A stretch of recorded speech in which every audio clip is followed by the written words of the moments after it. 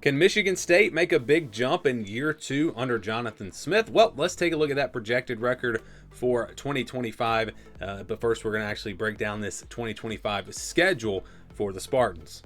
Michigan State had a pretty tough schedule in 2024. In the Big Ten, they had to play Ohio State and Oregon. Let's break down this 2025 schedule, and here it is. First, we'll look at the non-conference. They're going to play Western Michigan, Boston College, and Youngstown State. So not too tough of a non-conference schedule. Boston College figures to probably not be great this year. We'll see. That should be a pretty good game there. But yeah, Western Michigan, Youngstown State. You would expect Michigan State to roll in those two games. Then we'll look at who they play at home, who they play away. And so they're actually only going to have 6 true home games. I put Maryland down there as a home game just because it's in Detroit. It's basically a home game for Michigan State, but it's not on their home field. So keep that in mind. They have UCLA, Michigan, and Penn State in the Big Ten, all at home. And then again, that neutral site game against Maryland. On the road, they'll have to go out west to play USC. They'll play Nebraska, Indiana, Minnesota, and Iowa. So that'll be their road schedule in the Big Ten. So what changed from last year? Well, you look at who they lost: Illinois, Ohio State, Oregon, Purdue, and Rutgers. Who did they add? Minnesota, Nebraska, Penn State, UCLA, and USC. So a pretty good trade here, honestly. Getting rid of Ohio State and Oregon. They do add Penn State, but still, Illinois should be pretty good this year again. You don't have to play them. I like this schedule better than last year. The only thing I don't like is they don't get to play Purdue. So Purdue's, of course, the team that was at the bottom of the Big Ten last year. You'd love to play them again. Love to play Rutgers again, potentially. But, UCLA, Nebraska, USC, Minnesota, those are going to be good teams, but not great teams. And those are games maybe Michigan State could possibly win. So let's go game by game. They will start with Western Michigan on August 30th to kick off the season. Then it's Boston College September 6th at home, and then Youngstown State September 13th.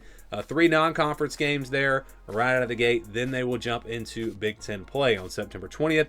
Their first Big Ten game will be on the road at USC. And it's interesting that they get their bye week after traveling to USC. You would love to have that bye week the week before, have a little extra time to prepare to go out west and all that. We saw last year when you travel across these time zones going out west, it made a huge difference. And same thing for the teams from out west traveling to the eastern side of the United States. So that could be a challenge there. The good news is they do play Youngstown State before that, so that's not going to be too tough of a game. But still, the travel could be an issue. But it's kind of strange because they also have to go to Nebraska, but their bye week is in between these 2 road games. So maybe it's not that bad of a spot. You travel out west, you come home, you get an extra week, then you travel out to Nebraska. So back-to-back road games, but a bye week in between there, and then they're at home for UCLA on October 11th. Then they'll go on the road to play Indiana October 18th. Then back home for Michigan, and that's kind of the rest of the way the schedule goes. It's home and away the rest of the way. Michigan at home on October 25th. Then it's on the road to Minnesota November 1st, and they get that next bye week. Big opportunity against Penn State November 15th. Obviously, Penn State's going to be really good. This game, though, is at home. It's coming off of a bye week. Could Michigan State, if they take some strides this year and they get a lot better, could they possibly pull off a big upset here? Is that an upset alert game for Penn State? Possibly. We'll see. But I like, again, that game coming late in the year at home after a bye week. Maybe that's one to look at. Then they go back on the road to play Iowa November 22nd. And then again, that neutral site game on November 29th against Maryland that will be played at Ford Field in Detroit. So basically a home game for Michigan State. I can't remember if they had a game there last year and what the crowd may have been like, but I'm assuming that's going to be pretty much a home game for them there against Maryland. So again, schedule is, you got some tough road games: USC, Nebraska, Indiana, Minnesota, and Iowa. Some big games at home with Michigan and Penn State. That game, I think it's Maryland late in the year. Maybe that's a game that's to get them to bowl eligibility. That could be a big game. So an interesting schedule here. But again, one of those things that does jump out to me, it's 6 true home games, which is usually not what you get in the Big Ten. So let's look at how this stacks up to the other teams in the Big Ten. If you look at their opponents for this year, for 2025, their records from last year, they were 43-38 in the Big Ten. That's a 53% winning percentage. So this is one of the tougher conference schedules in the Big Ten. The good news is the non-conference is not too bad. So overall, a pretty difficult schedule for Michigan State, but it's not horrible. Again, it's kind of in the middle of the pack, I would say, in the Big Ten. Michigan State was 5-7 in year one under Jonathan Smith. What will be the projection for 2025? Let's first look back at the last 4 years. So with our projected record formula, this is what it looked like. So in 2021, they obviously blew away the projections. They were a big surprise team. They went 10-2. Projection was just 5-7 that year. In 2022, projection went up, obviously, because they were coming off of a good year. It went up to 8-4. They went 5-7. So those years were kind of flip-flopped. Projections were not very accurate, but then 23 they were projected to go 5-7. They went 4-8, and then last year 6-6 they went 5-7. So they were under the projection by one game the last 2 years. So it's been a difficult 3-year stretch here for Michigan State. We'll see if they can turn things around. Let's see what the projection looks like. Again, here's that schedule, and this is a scale that we use. So Michigan State is in tier 4, I believe. So yeah, tier 4. That means if they play a team in tier 5, then that's going to be a 61 to 70% game. But if that game's on the road, then it becomes a 50-50 game. That's kind of the way this works, and it's all based off of our tier rankings. There is no human element here, no predictions from me personally. It's just plug in the teams and you get what you get. So for Michigan State, you get a couple of easy games, Western Michigan and Youngstown State. Now, Western Michigan's probably closer to 80%, whereas Youngstown State's probably closer to 99%. But both do wind up in the green, and when we do the formula at the end, all the games in the green are counted as wins. So these are 2 games that you can count as wins. And then I think they're going to be favored in a couple more games. You've got Boston College and Maryland, a couple of tier 5 teams, so they are a tier above them. And so that's why these games are in the purple. I think Michigan State's probably going to be favored by about a touchdown in these 2 games. Again, that's looking at it right now. Obviously, these teams could be a lot different. Some teams change a lot from year to year. They go from being a bad team to being a good team, or a good team to a bad team, or whatever. But our tier rankings are really, there is a lot of weight on last year with a little bit of movement just based off of what's happened in the offseason. But yeah, Michigan State favored in these 2 games. That means you have 4 games where you're probably going to be favored.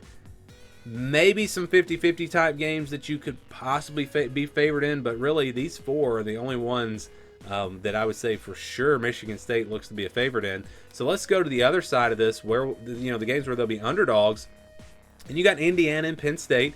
These games are games where Michigan State's going to be a pretty big underdog. Penn State's in tier 1, Indiana's in tier 2, but the game is on the road in Indiana. Penn State's at home. That's why they're in the same color here in that 20 to 29% range. They're probably looking at being a 2-touchdown underdog in both of these games at least. Maybe more against Penn State. And again, that's looking at this right now. Michigan State could be a lot better than we expect. We just don't know. So that's just, again, where we're kind of looking at these teams right now. So those will be tough ones. Those will be tough for Michigan State to get. Then you got a bunch of games where I think they'll be an underdog, but not a huge underdog. We're talking USC, Nebraska, Michigan, Minnesota, and Iowa. All of these teams. So USC, Nebraska, Minnesota, and Iowa all are a tier above Michigan State, and these games are on the road. Those will be tough. Michigan will also be tough. This is a team that's a couple of tiers above Michigan State, but that was at home. Plus, it's a rivalry, and again, the rivalry does not come into account when we're doing this formula, but just something to speak on there. So these will be games where Michigan State's probably going to be about a touchdown underdog, maybe more, honestly, depending on how good these teams are. Just looking at this like from a personal, from getting that human element here, doing a prediction, some of these games might actually should be in the orange and not the yellow. I don't know. It's kind of tough. Again, a lot of question marks for USC. How much better will Nebraska be? Will Minnesota drop off? Iowa has some question marks. So these teams are not like, we don't know for sure they're going to be good. And so I think this does come out to be pretty fair to Michigan State here with those games in the yellow. And then you've got UCLA. So that's going to be your 50-50 game.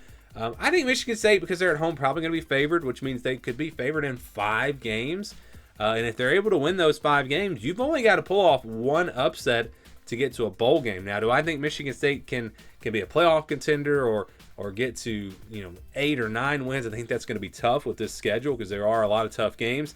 And again, potentially winnable games. USC, Nebraska, Minnesota, Iowa, all of those games are on the road, and that does kind of make it's a tougher path for them to have a great season with all those games that are winnable games, but they're all on the road. So that kind of makes the schedule actually a little bit tougher.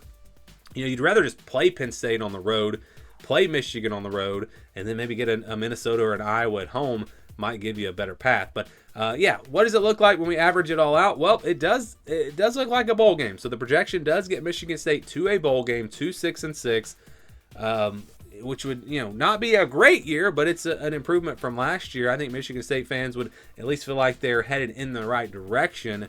But yes, that is the projection. Michigan State projected to go 6-6 in 2025 with our projected record formula. Give me your thoughts on Michigan State. How do you think their season's going to go? What would you project the record to be? Let me know down in the comments below. Also, memberships are now available if you'd like to get early access to videos like this and much more. You can check out all the perks. Link is down in the description below. If you can't become a member, you can just help us out by liking and subscribing. Thank you for watching, and we'll see you in the next video.